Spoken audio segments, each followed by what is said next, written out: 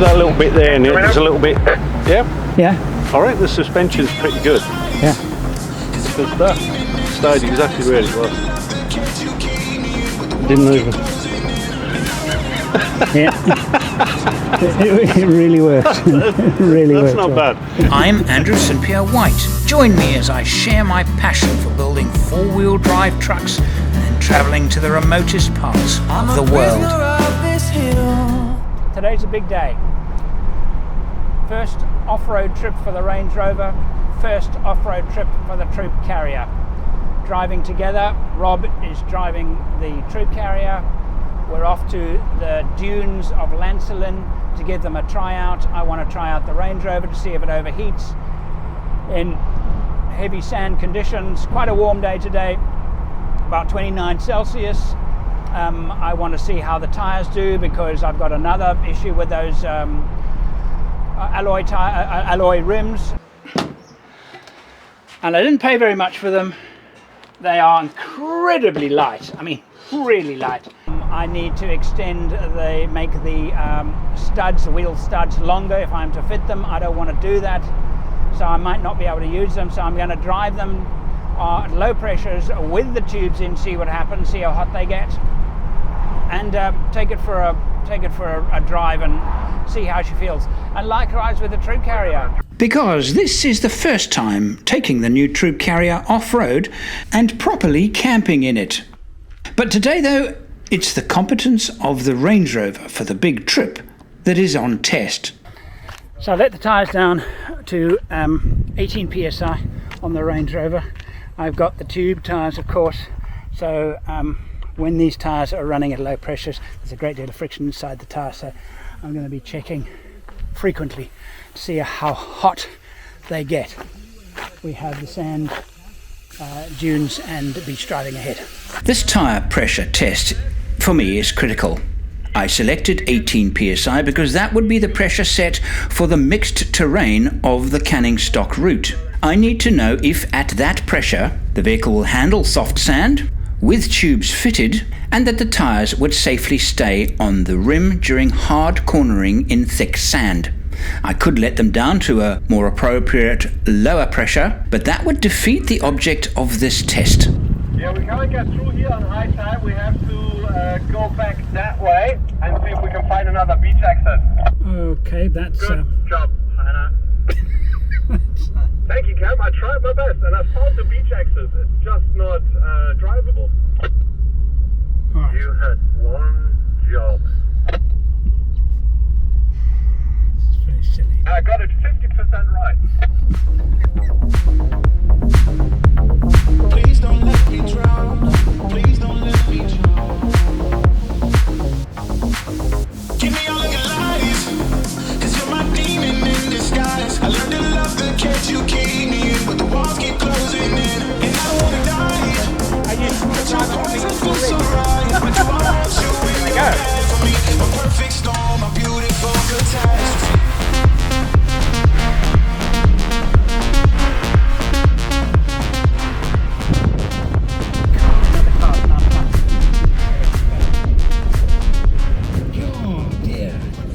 Has it been since I drove a Range Rover off-road?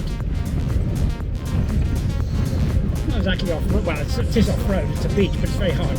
Anyway, that's how many years is that? 1988, maybe?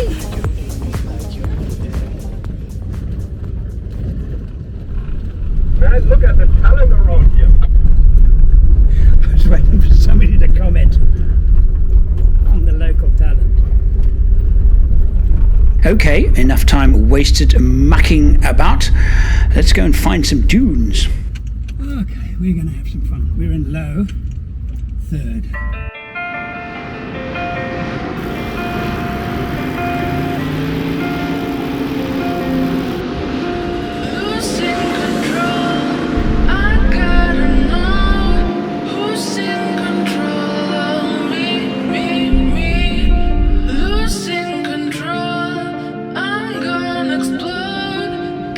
Bring it back to me.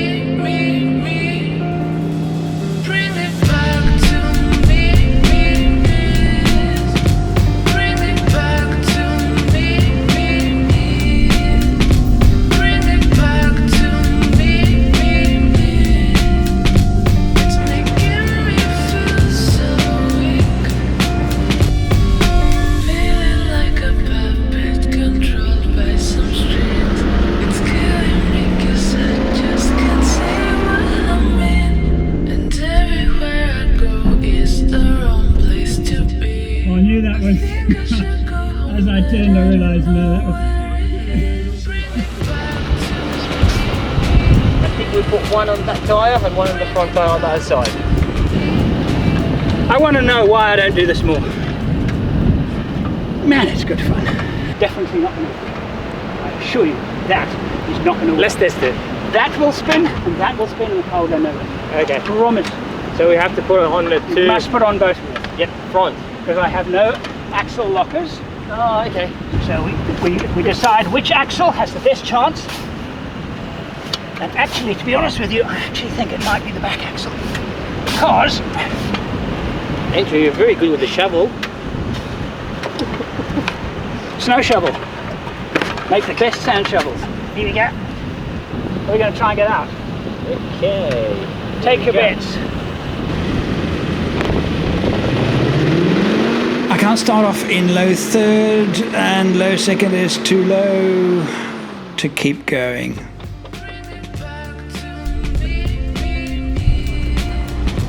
Okay.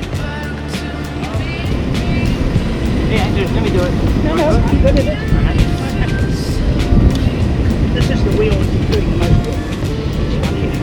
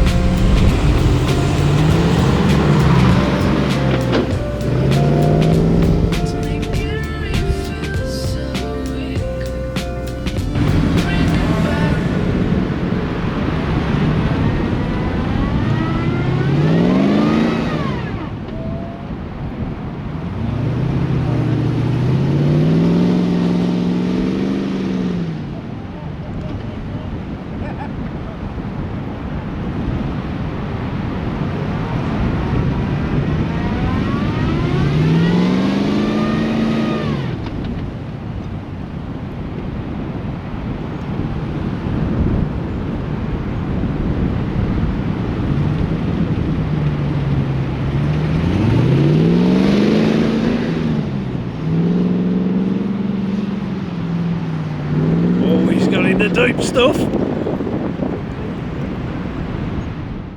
Time now to find a campsite. We've had to drive a bit of a distance to find a place where we are allowed to camp. So by the time we get there, it's close to nightfall. It's absolutely right. Rob, you know what we do?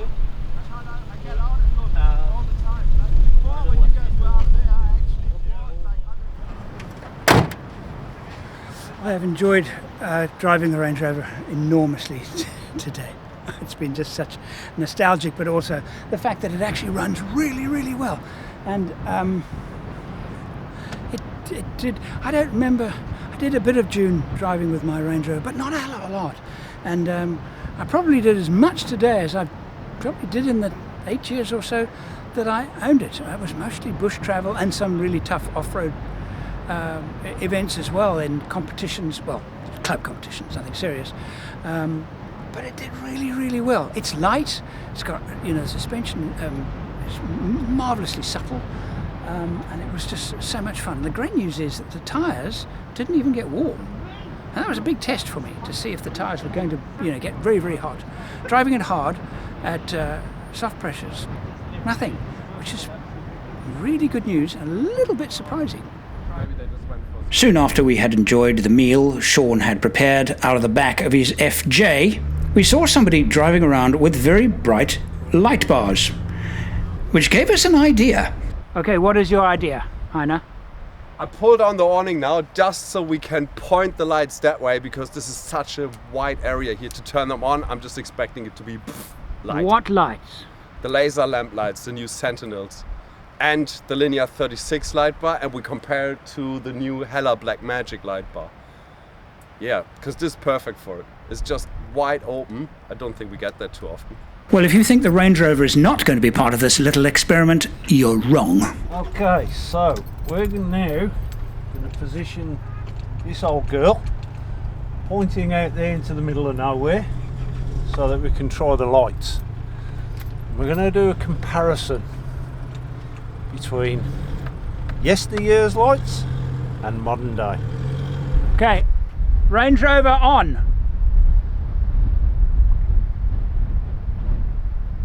Okay, Isuzu action. Light bar. There is a fair bit from that light bar. It's only a touch more than the Range Rover. Yeah. The Range Rover was very close. Yeah. It was just more orange, that was it. Who do you want first? Hannah, yours. Oh, That's high beam. And that's the spotties. Okay. looks like a moon landscape. And now troop carrier. Oh, troop carrier's better. Hellas are better. Okay, the spotties. Are the Spotties, spotties they're on? not on. Yeah, of course the spotty's on. No, the spotties, they were not on. What, on here? Yeah. All right, Troopy. See, they've got that narrower beam on them. That's the really big difference with these ones, because Dune, Bloody hell. you've got That's a a lot whole- of that's a light. I switched that one off. Because that's kinda. what they said. They said And it's the light it's a it's a wall of light. That one. Yeah, kinda switched the top one off. Yeah, it's It nice. And Troopy now, again. Oh. Yeah, So it's that more is the big directional. difference. It's a narrower beam. Yeah. What's happening is that you're not seeing the difference because the camera is compensating for how bright all of these lights are. But those things are ridiculous. Yep. It's morning. Let's have a breakfast.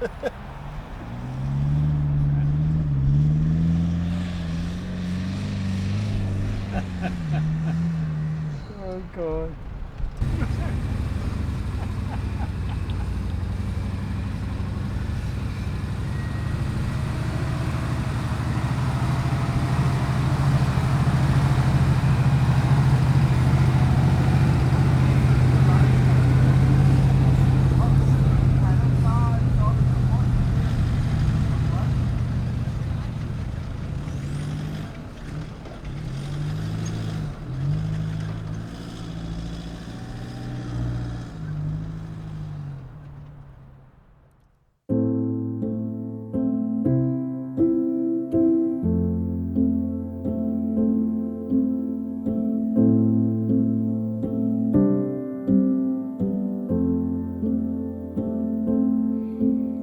I feel the weight behind my eyes, lean towards the color that lies within.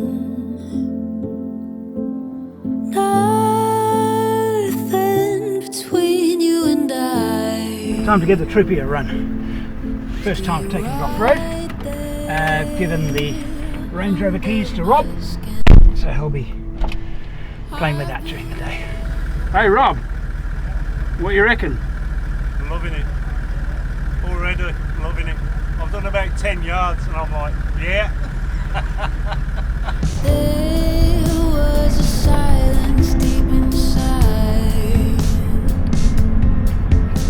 held on a wish and gone with the wind. The trouble with driving the Troopy is that I see the and I watch the Range Rover, and I want to be in the Range Rover. And when I'm in the Range Rover, I look at the troop carrier and think, that's a good looking.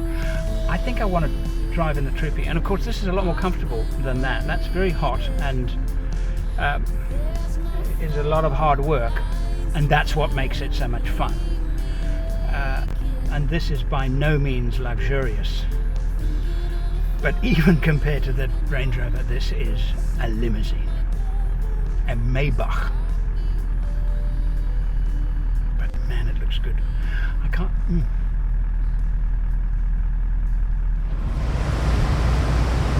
How's your fuel? We are low. It's not going to be long.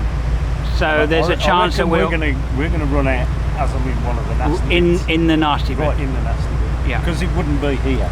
No. Because this is flat and easy. Should we put fuel in now, or should we? How good is that for speed? So the idea here was that we would wait for the Range Rover to cut out, add exactly 10 litres of petrol, measure its distance, and thereby get an idea of what the consumption is on dunes. Except they work, even though the needle's actually officially fallen out of the car, it's still running. And the Canning isn't like this. The conditions are not like this. While there are a lot of dunes on the Canning, there are long distances between them of flat, easygoing track. So I think that what we're going to do is, my gut says 25 litres per 100 kilometres is what she's going to consume. And that's what we're going to base it on. I think it's a fair, reasonable guess. That's about as much as I can get out of there. It's 99% of it, half a litre left. There you go. Thank you.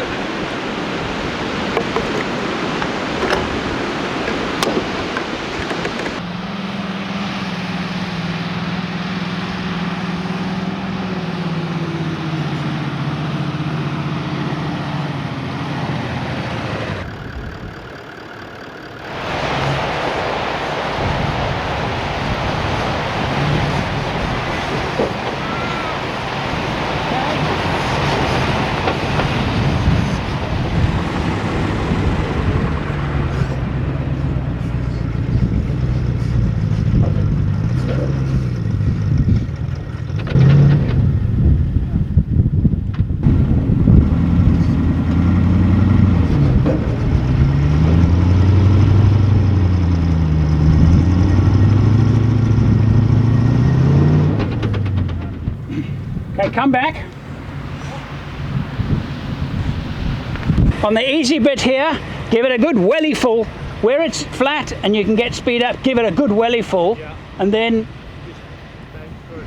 temper it. See what happens.